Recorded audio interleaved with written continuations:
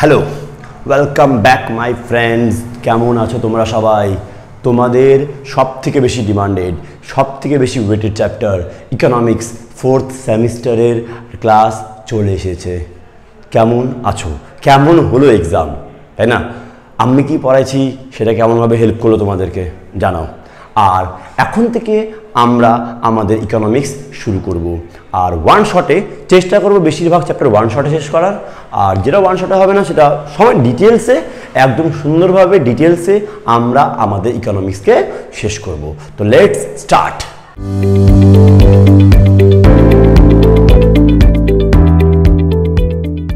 আচ্ছা, চলো তাহলে আমরা এখন শুরু করি। আচ্ছা, আমাদের চ্যাপ্টার শুরু করার আগে আমরা আজকে একটু ব্রিফ আমাদের সিলেবাসকে নিয়ে আলোচনা করি, যে আমাদের সিলেবাস কি, কেমন, আর কোন জায়গাতে কত কত মার্কসের পরীক্ষায় আসবে, যাতে করে পড়তে আর বুঝতে আমাদের সুবিধা হয়। কেমন? তো দেখো, আমাদের ইকোনমিক্সের মধ্যে মোট এখন 5টা ইউনিট। কটা ইউনিট স্যার? 5টা। Unit 1, unit 2, unit 3, unit 4 and unit 5। এই 5টা ইউনিট। এই দুটো ইউনিট যেটা আছে এটা হচ্ছে ম্যাক্রো ইকোনমিক্সের, এটা হচ্ছে আমাদের ম্যাক্রো ইকোনমিক্স। আর এই তিনটে যেটা আছে এটা হচ্ছে আমাদের ইন্ডিয়ান ইকোনমিক্স, আমাদের ভারতের অর্থনীতি। কেমন? তো এই দুটো ম্যাক্রো, এই তিনটে হচ্ছে আমাদের ইন্ডিয়ান। স্যার, ভারতের ইকোনমিক কি জিনিস? আমরা মনে হয় 3rd সেমিস্টারে পড়েছিলাম, ভারতের দারিদ্র অবস্থা, তারপরে কাজ টাজ নিয়ে পড়েছিলাম, মনে পড়ে? তো এটা আমাদের এই তিনটি, ঠিক। আর এই দুটো ইউনিট হচ্ছে আমাদের ম্যাক্রো ইকোনমিক্স, সমষ্টিগত অর্থনীতি নিয়ে। কেমন? এইবার আমরা চলি মার্কস ডিভিশন বুঝি, কোন কোন চ্যাপ্টার থেকে কত কত মার্কস আসবে। তো সিম্পল আছে, ইউনিট 1 থেকে আসবে আমাদের 10 মার্কস, ইউনিট 2 থেকে আসবে আমাদের अगेन 10 মার্কস, ঠিক আছে।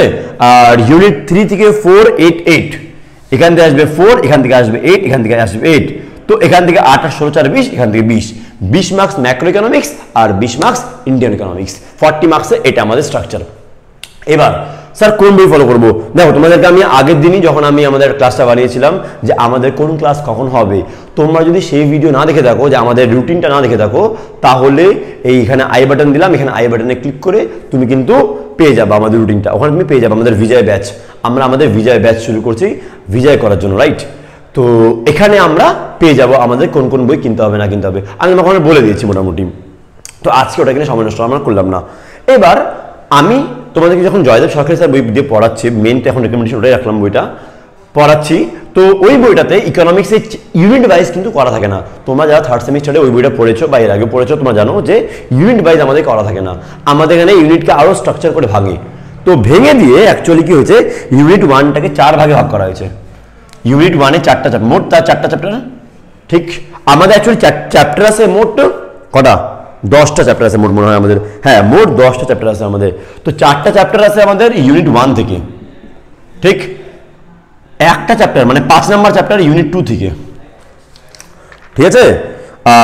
তারপর ইউনিট 3 থেকে আছে আমাদের একটা চ্যাপ্টার ইউনিট 3 থেকে, আর একটা চ্যাপ্টার ইউনিট 4 থেকে, আর এরপর 4, 5, 6, 7 3টা চ্যাপ্টার ইউনিট 5 থেকে।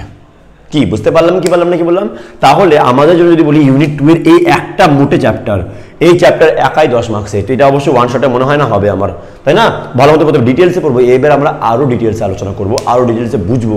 কারণ এখন শুধু এমসিকিউ নয়, এখন আমাদের লং কোশ্চেন লিখতে হবে, লিখে লিখে প্র্যাকটিস করতে হবে। আর তোমাদেরকে আমি জানিয়ে দিচ্ছি, দেখো, যখন ইকোনমিক্স পড়বো আমরা সবসময় মনে রাখবো একটা জিনিস, শুনে গিয়ে বুঝে হবে না, এটা কিন্তু এমসিকিউ নয়। আর আমাদের আজ এখন টাইম সাফিসিয়েন্ট আছে, তখন তোমরা অবশ্যই যা পড়াবো, তোমরা যে কোনো বই ফলো করো না কেন, সেই বইয়ের কোশ্চেন অ্যান্সার লিখে লিখে প্র্যাকটিস করবে। স্যার, যদি লিখে লিখে প্র্যাকটিস করতে না পারো, পরীক্ষায় নাম্বার আসবে না। ইজি? তো এই জন্য আমাদের লিখে লিখে প্র্যাকটিস করতে হবে। আচ্ছা, 10 মার্কস এখান থেকে আসবে, তোমাকে আমি বললাম এই 10 মার্কস কোন কোন মার্কসের হবে এটা আমি তোমাকে বলে দিই। 4 মার্কসের আসবে, এই যে 4 মার্কসের আসবে একটা, আর 6 মার্কসের আসবে একটা। মোট এখান থেকে আসবে আমাদের 10 মার্কস। 4 মার্কসের 6 মার্কসের একটা, সব লং কোশ্চেন। তুমি দেখেই বুঝতে পারছো স্যার এখানে লিখতে হবে, কিন্তু ভালো মতো প্রেজেন্টেশন না হলে, ভালো মতো লেখা না হলে কিন্তু নাম্বার পাওয়া যাবে না। এটা কিন্তু এমসিকিউ নয়। তো এবার আমি বারবার বলছি, তোমাকে লিখতে হবে আর লেখার উপরে জোর দিতে হবে। পড়া বুঝে গেলাম, হয়ে গেল, হবে না, নো চান্স। তো এই জন্য ভালো মতো করে আমাদেরকে এখন প্র্যাকটিস করতে হবে। আর 4th সেমিস্টারে কিন্তু নাম্বার আনতে হবে। 3rd সেমিস্টার কেমন হলো না হলো গেছে, চলে গেছে, ওটার উপর চর্চা করে আর লাভ নাই। এখন মেন চর্চার বিষয় সেটা হচ্ছে 4th সেমিস্টার, আর ওটাকে ভালো মতো কিন্তু আমাদেরকে করতে হবে। ঠিক আছে, চলো আজকে আমাদের ফার্স্ট চ্যাপ্টার, এখানে বললাম 4টা চ্যাপ্টার ছিল, মনে আছে first chapter concept and function of money. Money কি জিনিস? মানির ধারণা, টাকার ধারণা এবং তার কার্যাবলী। টাকার ধারণা এবং তার কার্যাবলী নিয়ে আমরা, বা অর্থের ধারণা, অ্যাকচুয়ালি টাকার তো না, অর্থ বলে, রাইট? অর্থনীতিতে আমরা অর্থ বলি, তো অর্থের ধারণা এবং তার কার্যাবলী নিয়ে আলোচনা করি।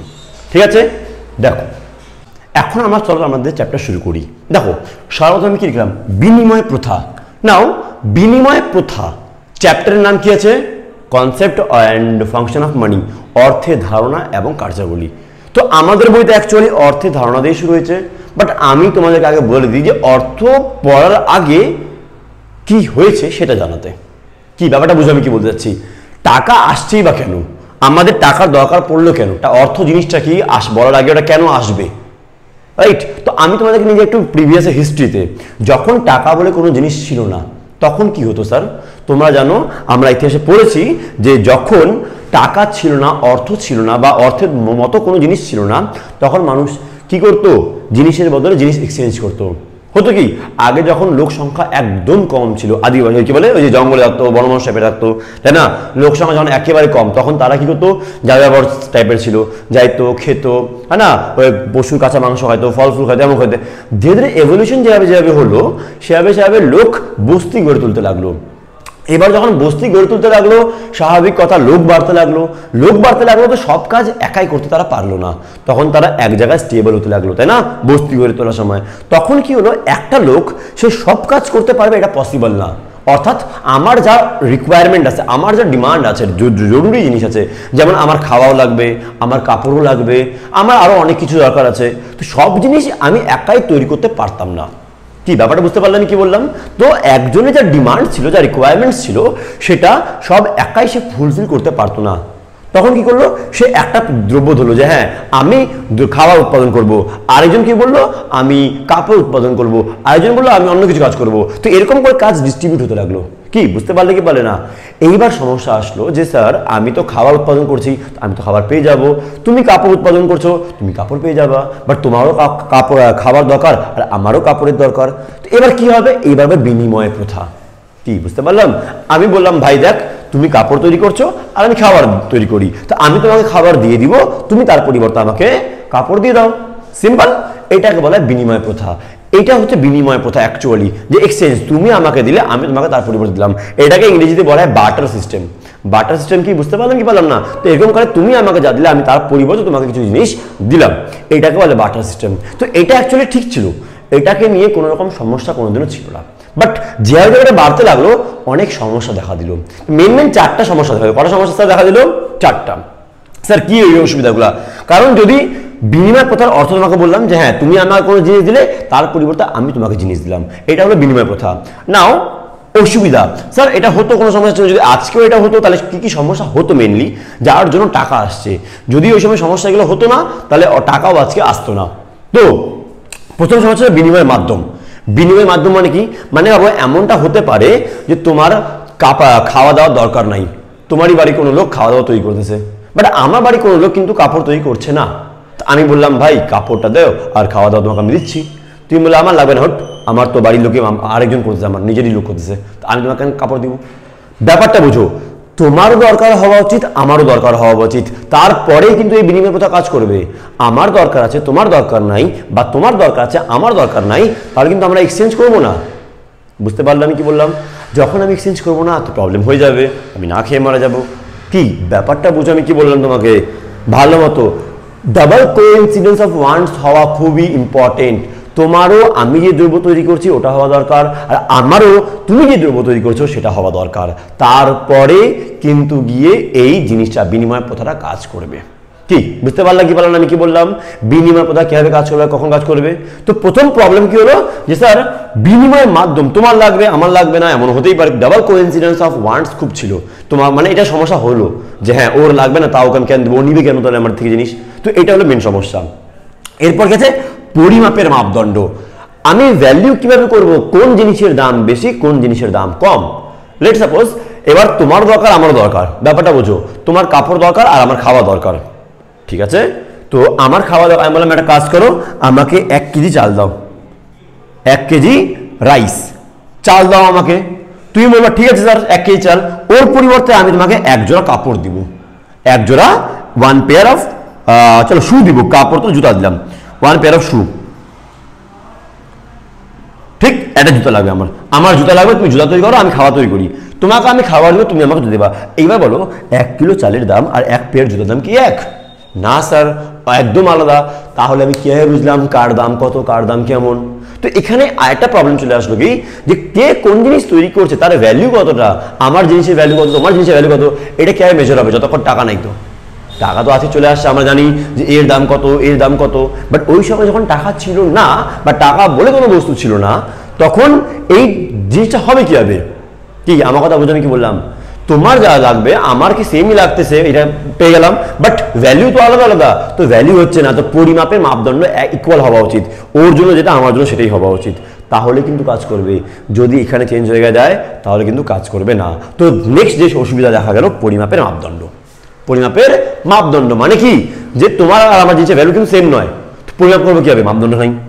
এরপরে আরেকটা থার্ড প্রবলেম কি আসলো, পরে মূল্য শোধের অসুবিধা। লেট সাপোজ আমি তোমাকে বললাম যে ভাই তোমার বাগানে আপেল তৈরি হয়, ঠিক আছে না? এবার আপেল তৈরি হয়, তুমি একটা কাজ করো, আমাকে 10টা আপেল দাও। আমার বাগানে যেদিন তৈরি হবে আমি তোমাকে সেদিন 10টা আপেল ফেরত করে দিয়ে দিব।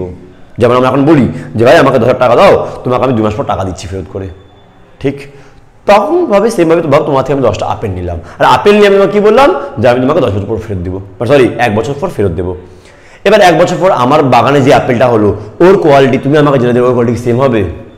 স্যার মেবি নট, মনে হয় হবে কিনা, কারণ তোমার মাটি আলাদা আছে, আমার মাটি আলাদা, তুমি আলাদা সার ব্যবহার করছো, আমি আলাদা সার ব্যবহার করেছি, তো সেম হবে না। তুমি বলবে এটা আমার কোয়ালিটি না, আমি নিব না। তো এখানে যদি আমি তোমার থেকে এখন কোনো জিনিস বড় করি, ধার নিই, আর পরে বলি আমি শোধ করবো, পসিবল হচ্ছে না।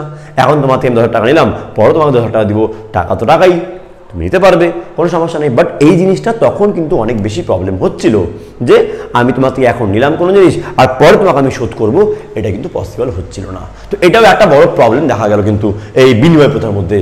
আর থার্ড কি প্রবলেম দেখা গেল, সবথেকে বড় প্রবলেম সেটা হচ্ছে সঞ্চয়। স্যার সেভ করে রাখতে পারবো না তো। তোমার বাড়িতে যখন তোমার বাবা বা মা যিনি কাজ করেন, তারা যখন কাজ করে আয় করে নিয়ে আসে, সব টাকা কি খরচ করে দেয়? না স্যার, কিছু টাকা খরচ করে, কিছু টাকা সঞ্চয় করে, সেভিং করে ফর ফিউচার পারপাস। এটা কি বিনিময় প্রথায় পসিবল হতো না। তুমি আমাকে সবজি দিলা, আমি তোমাকে কাপড় দিলাম, এবার সবজিকে আমি 2 মাস ধরে সেভ করে রাখতে পারবো? তখন কি ফ্রিজ ছিল? আচ্ছা ফ্রিজ থাকলেও কি হয় নাকি? হাট, হ্যাঁ না? তো ব্যাপারটা বুঝো আমি কি বললাম। আমি কিন্তু 2 মাস 3 মাস 1 বছর ধরে ওটাকে সেভ করে বা সঞ্চয় করে রাখতে পারবো না, যেটাকে আমার টাকাকে রাখতে পারি। তো এটাও একটা প্রবলেম দেখা দিল। তো এরকম মেন আরো প্রবলেম ছিল, বাট মেন এই 4টা প্রবলেম দেখা দিল, যার জন্য বিনিময় প্রথা বেশি দিন চলতে পারলো না। কি বুঝতে পারলাম না? আমি অর্থ পড়ানোর আগে তোমাকে এই ব্যাকগ্রাউন্ড হিস্ট্রি যাচ্ছে, যে আমি অর্থ কেন পড়াবো, টাকা কেন পড়াবো, তার আগে এই জিনিসটা। তো এই 4টা সমস্যাকে দূর করার জন্য চলে আসলো অর্থ। কি বললাম বলো তো? এই 4টা মেন সমস্যাকে দূর করার জন্যই আসলো অর্থ। টাকা আসছেই মেন এই কারণে যে এই বড় বড় 4টা সমস্যাকে দূর করা যায়। তো অর্থের কাজ কি? অর্থের কাজ এই 4টা সমস্যাকে দূর করা। দেখো হয়ে গেল গল্পটা, কি জিনিস ইজি আছে না? যে অর্থ কি? অর্থ হইলো এই 4টা সমস্যা দূর করা। পরীক্ষা কি এভাবে দেখবা? অবশ্যই না। এবার আমি আসি তোমাকে আরেকটা গল্প। দেখো আজকে আমরা যে নোট বা যে কয়েন দেখতে পাচ্ছি, ওটা একদিনে আসেনি, ঠিক আছে না? এটাও অনেক বেশি টাইম লাগছে। প্রথমে আমাদের আগে স্বর্ণ মুদ্রা ছিল, তাম্র মুদ্রা ছিল, সিলভারের মুদ্রা ছিল, তারপর ধীরে ধীরে আরো ব্রোঞ্জ আসতে গেল, অনেক কিছু আসতে গেল। আজকে আমার অনেক এভলিউশনে আসছে, রাইট? এখন এটিএম কার্ড, ইউপিআই, জিপে, অনেক কিছু হয় এখন। তো এটা অনেক এভলভ হয়ে আসছে। এবার ওটাকে আমি বলি, তার আগে এখন তোমাকে আমি বলি যে অর্থ কি জিনিস, ঠিক আছে? দেখো এবার চলো আমরা তাহলে শুরু করি আমাদের নেক্সট, যেটা আমি তোমার এখন বিনিময় প্রথা বললাম, ঠিক? এবার আমরা শুরু করি আমাদের অর্থ, অ্যাকচুয়াল টপিকে এবার আমরা ফিরি। কি লেখা আছে দেখো, অর্থের সংজ্ঞা। টাকা কাকে বলে? সবার আগে অর্থের সংজ্ঞা দেখো, বলতে কি বলেন, যে সম্পত্তিটি বিনিময়ের মাধ্যম হিসেবে, আই রিপিট পড়লাম, যে সম্পত্তিটি বিনিময়ের মাধ্যম হিসেবে স্বীকৃত হবে, অর্থাৎ যেটি সকলেই নিতে রাজি হবে, যেটা বিনিময়ের মাধ্যম হিসেবে স্বীকৃত। বিনিময় মানে কি জিনিস? এক্সচেঞ্জ। তুমি আমাকে দিবা, আমি তারপরে তোমাকে দিব, এক্সচেঞ্জ, রাইট? মনে পড়ে? যে সম্পত্তিটি বিনিময় মাধ্যম হিসেবে স্বীকৃত হবে এবং যেটা সকলেই নিতে রাজি হয়, তাকেই অর্থ বলে। ইজি আছে? মুখস্থ হয়ে গেছে, যে সম্পত্তিটি বিনিময়ের মাধ্যম হিসেবে স্বীকৃত হবে এবং যেটি সকলেই নিতে বাধ্য হবে তাকেই আমরা বলি কি? অর্থ। সবাই নিতে রাজিও আছে প্লাস স্বীকৃতিও আছে, এটাকেই আমি বলবো অর্থ। টাকা কাকে বলে? যেটা সবাই নিতে রাজি এবং বিনিময়ের স্বীকৃতিও আছে। এইবার আমি তোমাকে বলি যে অর্থের কার্যাবলীতে এবার চলে ফট করে। আচ্ছা, ওর আগে কি লেখা আছে দেখি। হ্যাঁ, এমনও হতে পারে যে, দেখো লেখা আছে বইতে, কিছু কিছু এমন আছে অর্থ বলতে আমরা টাকা যখন বুঝি, কিছু কিছু অর্থ বলতে ব্যাপারটা এমন করে বোঝো যে বিনিময়ের মাধ্যম হিসেবে স্বীকৃত, মানে সরকার বলে নাই যে এটাকে টাকা হিসেবে ধরো, বাট আমরা ধরিনি, আমরা ওটাকে একসেপ্ট করি। যেমন এক্সাম্পল দিই চেক, CHEQUE, চেক বা ব্যাংক ড্রাফট, ঠিক আছে? এই কিছু কিছু জিনিস সরকার বলে নাই তোমাকে নিতেই হবে, বাট আমরা একসেপ্ট করি। ব্যাপারটা বুঝতে আমি কি বললাম?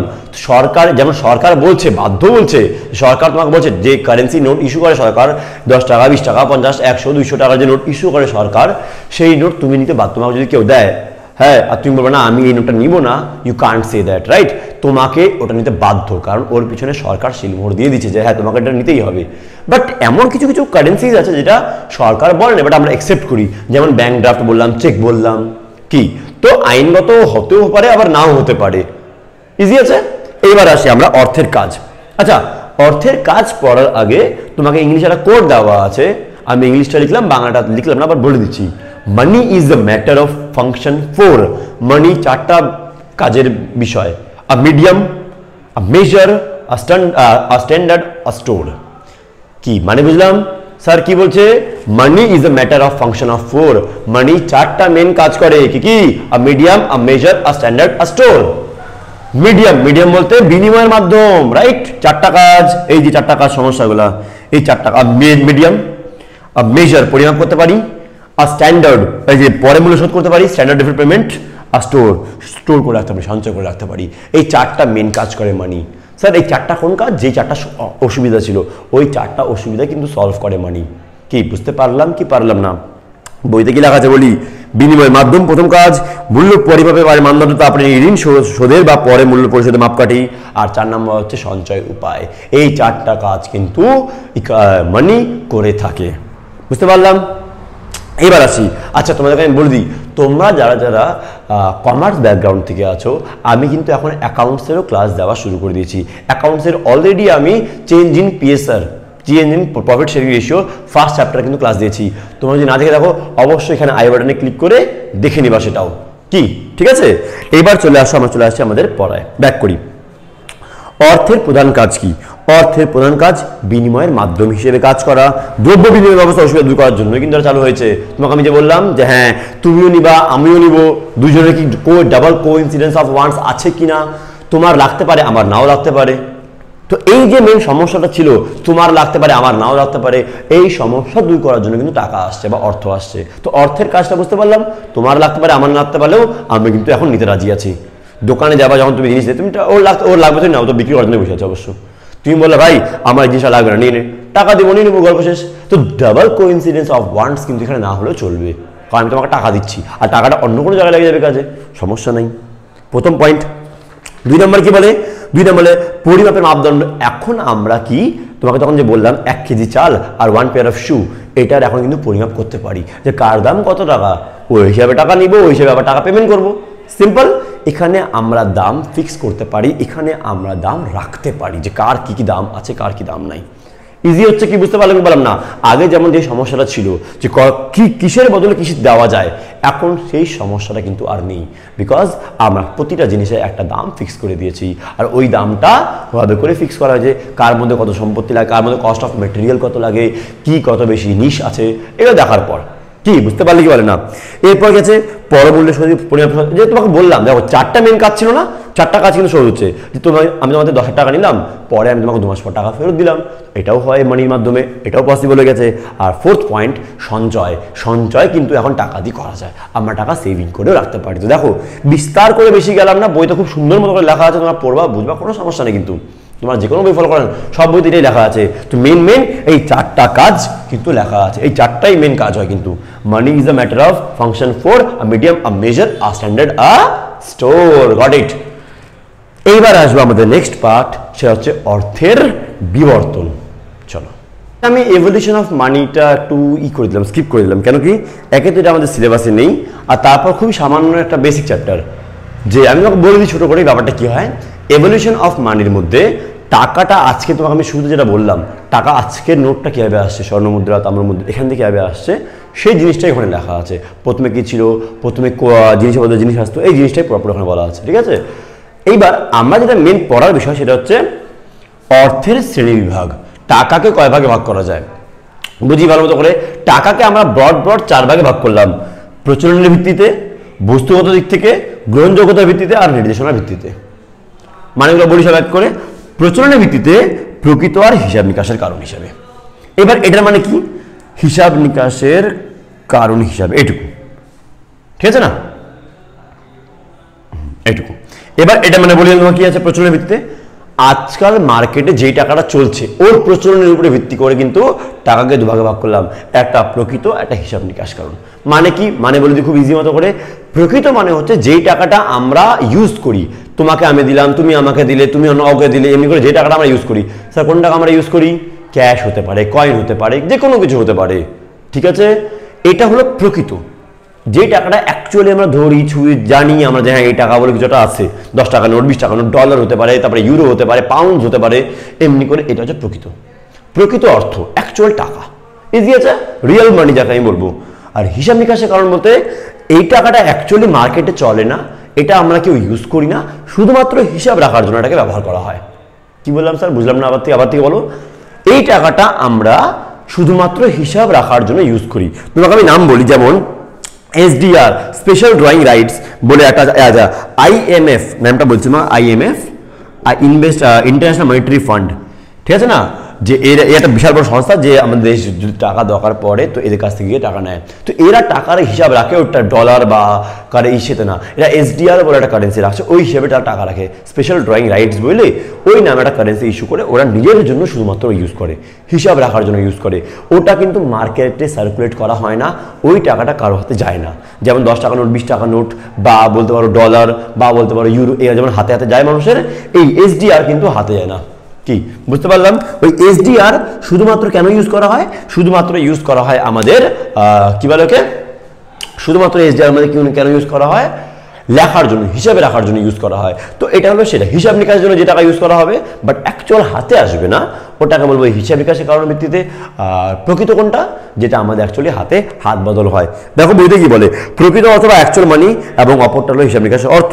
প্রকৃত অর্থ বলতে সেই অর্থকে বোঝানো হয় যেটি বাস্তবিকতা রয়েছে এবং যেটি ধরা ছোঁয়া যায় এবং যার লোকদের মধ্যে হাত বদল হয়। তুমি আমাকে দিলে, আমি তোমাকে দিলাম, বললাম, হাত বদল করা হয়। আর হিসাব নিকাশে কোনটা? হিসাব নিকাশে হচ্ছে কোন দেশের হিসাব নিকাশে অর্থ, প্রকৃত অর্থ একই হতে পারে। আচ্ছা, আমাদের দেশ যেমন ইন্ডিয়া, আমাদের RBI টাকা ইস্যু করে, ও হিসাব কিসের মধ্যে রাখে? রুপিজের মধ্যে রাখে। কোন দেশের মধ্যে মনে রাখবা, প্রকৃত অর্থ আর এটা সেম হতে পারে, কোনো জায়গায় আবার সেম নাও হতে পারে। ওরা নিজের আলাদা ইউনিট রাখতে পারে সেভ করে রাখার জন্য, যে আমি এই নামে এখন রাখবো, আমি রুপিজ ইউজ করবো না, হতে পারে এমন। তো সেই কারণে সেটা ইউজ করা হবে। কি বুঝতে পারলাম? এবার কি বলে নেক্সট হচ্ছে আমাদের, সেটা হচ্ছে বস্তুগত। খুবই ইজি আছে। বস্তুগত মানে কি, ওই টাকাটা কি দিয়ে তৈরি? দুটো জিনিস হতে পারে, হয় ধাতব না হয় কাগজি। খুবই ইজি সিম্পল। ধাতব মানে কি, কোন ধাতু দিয়ে তৈরি করা হয়েছে। আই রিপিট, কোন ধাতু দিয়ে তৈরি করা হয়েছে। আগে সোনা হতো, তারপরে সিলভার হলো, তামা হলো, ব্রোঞ্জ হলো, তারপর তোমার এখন কি বলে, লোহার গুলো হয়, বা যা স্টিল যাই আছে, ওই 2 টাকা 5 টাকা কয়েন যেগুলো হয়, ধাতু দিয়ে, কোন ধাতু দিয়ে তৈরি হয়েছে ওটা। আর তারপরে কাগজের নোট যেগুলো আছে ওটা। বুঝতে পারলাম, ধাতব এবং কাগজি। ইজি হচ্ছে। এবার আছে নেক্সট পার্ট, সেটা হচ্ছে আমাদের গ্রহণযোগ্যতা। গ্রহণের উপরে ভিত্তি করে 2 ভাগে ভাগ করা হয়েছে, আইন সিদ্ধ এবং ঐচ্ছিক। আইন সিদ্ধ মানে যার উপরে আইন শিল মোহর মারছে, গ্যারেন্টি দিচ্ছে হ্যাঁ এটা তোমাকে নিতেই হবে, মানতেই হবে, দ্যাট ইজ আইন সিদ্ধ। যেমন এখনকার নোট, কয়েন, এগুলো জিনিস। আর ঐচ্ছিক মানে আমার ইচ্ছা, আমি নিব তো নিব, নিব না তো নিব না। যেমন তোমাকে আমি বললাম চেক, ড্রাফটস বললাম না, ওগুলো হচ্ছে ঐচ্ছিক। এবার আইন সিদ্ধ মধ্যে 2 ভাগ করা গেছে, সসীম এবং অসীম। সসীম কি জিনিস আর অসীম কি জিনিস বলি। সসীম মানে যেটা তুমি একটা লিমিটেড অবধি দিতে পারো, তার চেয়ে বেশি আমি অ্যাকসেপ্ট করবো না। লেট সাপোজ তুমি একটা দোকানে গেলা, তোমার ওখানে একটা ফোন পছন্দ আসলো 30,000 টাকা দাম ফোনের, আর তুমি সব টাকা কয়েন, তুমি বলে কি দেখো দাদা আমি 1 টাকা 2 টাকা করে কয়েন জমায় আজকে 30,000 টাকা করছি, এই বস্তা নিয়ে গেছো তুমি, ওকে 30,000 টাকা ঢাইলে দিলা, নাও এই 30,000 টাকা নাও আর আমাকে ফোন দাও। ও ডিনাই করতে পারে, ও মানা করতে পারে যে না আমি এতগুলো কয়েন নিব না, করতে পারে, না করলে কোনো নাই, বাট করতে পারে, তুমি ওর উপরে কেস করতে পারবে না। ব্যাপারটা বোঝো আমি কি বললাম। সরকার আইন সিদ্ধ আছে, কয়েন আইনের হাত আছে, বাট একটা লিমিটেড অবধি। তুমি 30-40 হাজার টাকা 1 লাখ টাকা কয়েনে দিতে পারবে না, ও নিতে বাধ্য নয়। তাহলে স্যার কত টাকা নিতে বাধ্য? 1000 টাকা। তুমি 1000 টাকা অবধি জিনিস যদি তুমি কয়েনে পে করো, সে নিতে বাধ্য। সে যদি না নেয়, তুমি জাস্ট একটা ভিডিও করো আর তারপরে কমপ্লেন করে দাও।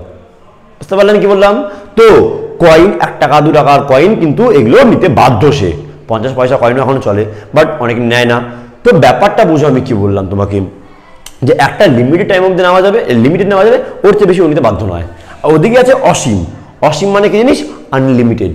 ও যত টাকা দিবা অত টাকা নিতে সে বাধ্য, সে মানা না করতে পারবে না। সেটা হচ্ছে কাগজের নোট, যেগুলো নোটস আছে 5 টাকা 10 টাকা 20 টাকা 100 টাকা 500 200 যা আছে, এই সব হচ্ছে আনলিমিটেড। কি বুঝতে পারলেন কি বললাম না? এইবার আসবো নেক্সট, সেটা হচ্ছে নির্দেশনার ভিত্তিতে। দেখো ইজি আছে, আমি তোমাকে বইতে যা যা লেখা আছে সব আমার ভাষায় পড়া বুঝিয়ে দিচ্ছি। তুমি কিন্তু এরপর তোমার কাজ দ্বারা থাকবে আমি তোমাকে যা পড়ালাম যা বুঝালাম বই থেকে সুন্দর মতো করে পড়তে, আর বইয়ের পিছনে আমি আমাদের অফলাইন ব্যাচে যা পড়াই অনলাইনে তাই পড়াই কিন্তু। তো অফলাইন ব্যাচে বাচ্চাদেরকে আমি বলছি যে তোমরা সব পিছনে যা যা লেখা আছে সবগুলো লিখে নিয়ে আসবা, চেক করবো, তোমরাও কিন্তু লিখবা, আর যেটা বুঝবা না পারবা না আমাকে সেটা তুমি কমেন্ট সেকশনে জানাবা। কি ইজি আছে? এবার আসবো নেক্সট নির্দেশনার ভিত্তিতে। নাও নির্দেশনার ভিত্তিতে মানে কি? মানে একটা কারেন্সি, একটা নোট বা একটা কয়েন তৈরি করতে কত টাকা লাগে আর ওর ভ্যালিউ কি। লেট সাপোজ আমি একটা 500 টাকার নোট, এটা আমার 500 টাকার নোট, ঠিক? এই নোটের ভ্যালু কত? 500, দ্যাট ইজ টোকেন মানি। এর ভ্যালু কত? 500, that is token money. But তৈরি করতে কত টাকা লাগছে ওই কাগজটা? লেট সাপোজ 10 টাকা বা 20 টাকা লাগছে, আমি ধরেছি 20 টাকা লাগছে এই জিনিস তৈরি করতে। তো এটা হচ্ছে প্রামাণিক অর্থ। এর অ্যাকচুয়াল ভ্যালু কত? এর অ্যাকচুয়াল ভ্যালু কত? তৈরি করতে লাগছে 20 টাকা, দ্যাট ইজ প্রামাণিক। আর টোকেন ভ্যালু কত? দ্যাট ইজ টোকেন, মানে এর ভ্যালু কত। কোনো কারেন্সির কি ভ্যালু আছে সেটা হবে টোকেন, আর তার তৈরি করতে কত টাকা খরচ হচ্ছে কস্ট অফ ম্যাটেরিয়াল সেটা হচ্ছে প্রামাণিক। আশা করি আমি বুঝতে পারলাম। তুমি একটা কাজ করো, এই পুরো চার্টটা তুমি স্ক্রিনশট নিয়ে নাও বা খাতা লিখে নাও সুন্দর মতো করে, ঠিক আছে? এরপর আমরা যেমন আমাদের নেক্সট পার্ট সেটা হচ্ছে আমানত অর্থ, ঋণ অর্থ, সেগুলোতে, ঠিক আছে? চলো আচ্ছা এবার দেখো আমরা বলি আমানত অর্থ বলতে কি বুঝি। আমানত অর্থ মানে কি? আমরা যে সমস্ত অর্থ আমাদের ব্যাংকের খাতায় রাখি দ্যাট ইজ আমানত অর্থ, ডিপোজিট মানি, ঠিক আছে? এবার একে মেনলি কয় ভাগে ভাগ করা যায়? একে মেনলি 3 ভাগে ভাগ করা যায়। সঞ্চয় আমানত, আমি এখানে লিখলাম সঞ্চয় আমানত, তারপর মেয়াদি আমানত, আর নেক্সট চলতি আমানত। সঞ্চয় আমানত মানে কি? Saving account. আমরা তোমাদের অনেকেরই ব্যাংকে সেভিংস অ্যাকাউন্ট হবে, রাইট? তো ব্যাংকে আমরা যে টাকাটা অ্যাকাউন্ট খুলি, সবার প্রথমে যেটা অ্যাকাউন্ট খুলি সেটা হচ্ছে সেভিংস অ্যাকাউন্ট, তাকেই বলা সঞ্চয় আমানত। ইজি হলো। মেয়াদি আমানত বা টার্ম ডিপোজিট বলে একে, যে আমরা কিছু মেয়াদের জন্য টাকা রাখি, আর এটা চলতি আমানত বা কারেন্ট অ্যাকাউন্ট। এই অ্যাকাউন্টটা মেনলি কারা করে? এটা হচ্ছে কারেন্ট অ্যাকাউন্ট, ওকে? একে আমরা বলবো কারেন্ট অ্যাকাউন্ট। এই অ্যাকাউন্টটা মেনলি কারা খোলে? এটা খোলে আমাদের ব্যবসায়ীরা। এটা কারা খোলে? এটা খোলে মেনলি সবাই। সেভিংস অ্যাকাউন্ট, তোমাদের বাড়ির অনেকেরই সেভিংস অ্যাকাউন্ট হবে, তাই না?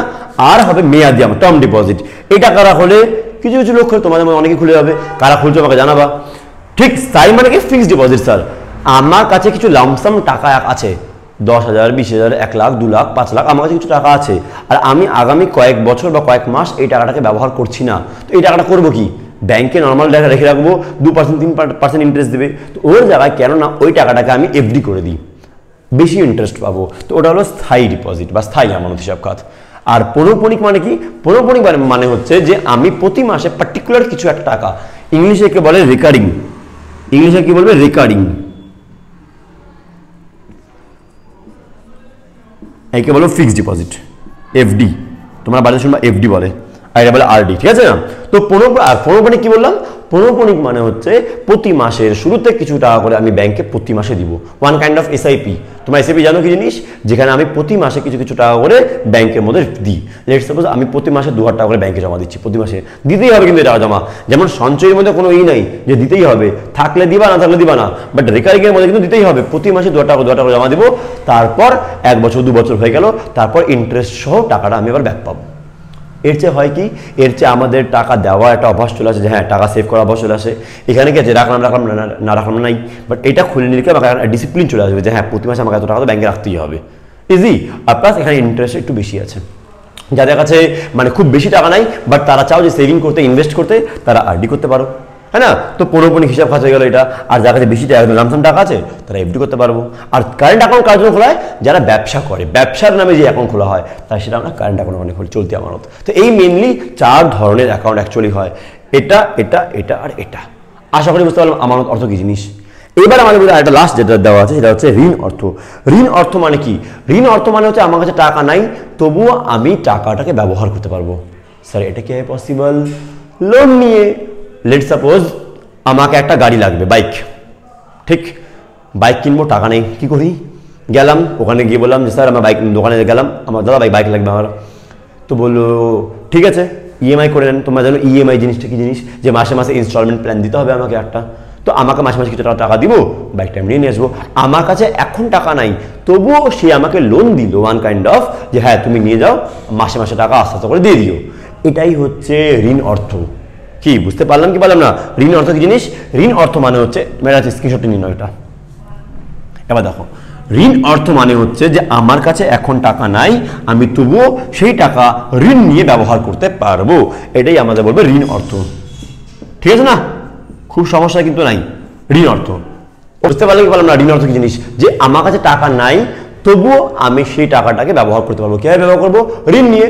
স্বাভাবিক কথা, ঋণ নিয়ে যখন আমি সেই টাকাটাকে ব্যবহার করছি, দ্যাট ইজ ঋণ অর্থ। ওটা হলো এখানে। এইবার নেক্সট পয়েন্ট আসছে ঋণ দেয় কে, লোন দেয় কে? তো ঋণ প্রদানকারী বিভিন্ন প্রতিষ্ঠান, বিভিন্ন ব্যাংক আছে।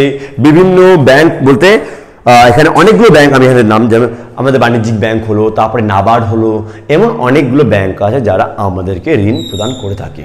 কি বুঝতে পারলাম কি পারলাম না? তো অনেকগুলো বাণিজ্যিক ব্যাংক, অনেকগুলো অ্যাকচুয়ালি এটাকেও আমি যদি ঋণ প্রদানকারীর মধ্যে যাই না, যে ঋণ প্রদানকারীকে কে ঋণটা দিবে, ঋণ প্রদানকারীতে আমি যদি যাই, দেখো ব্যাপারটা বুঝবা। এটাকে দুভাগে ভাগ করা হয়। একটাকে আমি কি বলবো, ঋণ প্রদানকারীকে আমরা, এটাকে আমি দুভাগে, হ্যাঁ, ফাইন্যান্সিয়াল আর্থিক প্রতিষ্ঠান, আর্থিক প্রতিষ্ঠান,